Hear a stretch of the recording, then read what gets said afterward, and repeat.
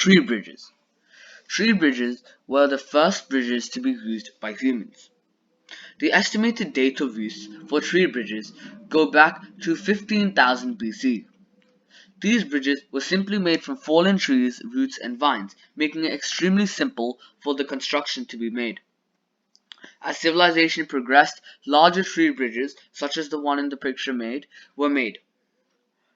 Tree bridges were used to help humans cross rivers, valleys, and other obstacles, and allowed civilization to save time to cross valleys and connected rivers separated by rivers. Stone bridges. Stone bridges were first used around the year 4500 BC by civilizations like the Romans. The earliest types of stone bridges were simply slabs of rock, usually granite or schist, that went on top of rivers. But as civilization advanced, stone bridges consisted of multiple large boulders stacked in such a way that resembled an arc, such as the one at the left. The oldest surviving stone bridge was made in the 13th century. Stone bridges were used to cross valleys and rivers, similar to tree bridges, but they were also used to create flat surfaces to drive carts across. In addition to allowing civilization to save time, stone bridges also allowed civilization to transport vehicles across surfaces. Stone bridges were really strong and were capable of withstanding compression much better than tree bridges. This meant that the more weight a stone bridge had to support, the stronger theoretically it was. Timber bridges. Timber bridges were some of the earliest forms of bridges, the oldest being from Switzerland, dating back to 1522 BC. Timber bridges were bridges that consisted of mainly timber as the material, and were used to create wider passages for carts and other vehicles to pass. They were a huge advancement from tree bridges, as they were strong enough to span across wider valleys or rivers. They were also far easier to make than stone bridges.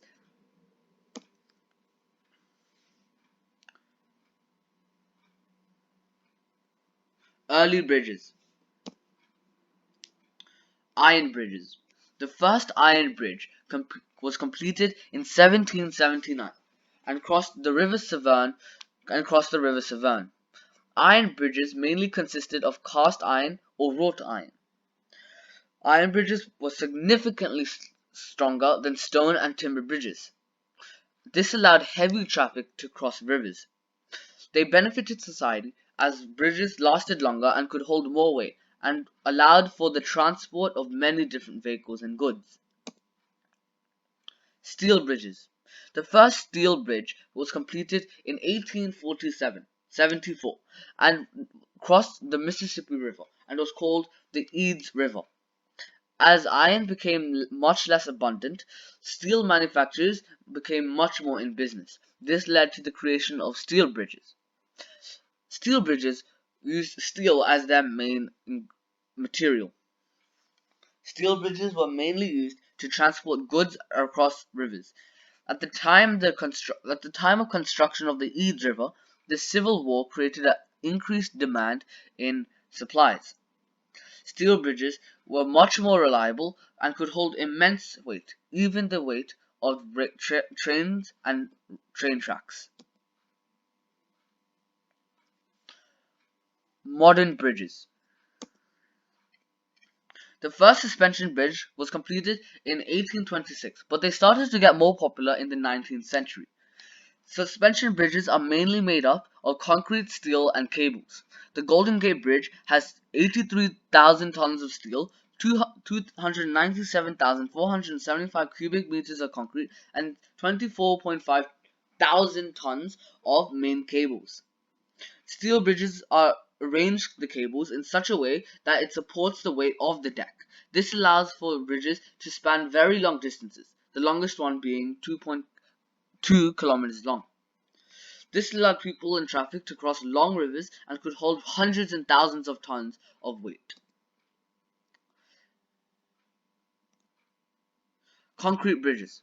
Concrete bridges became more abundant at the start of the 20th century. They were almost entirely made up of concrete.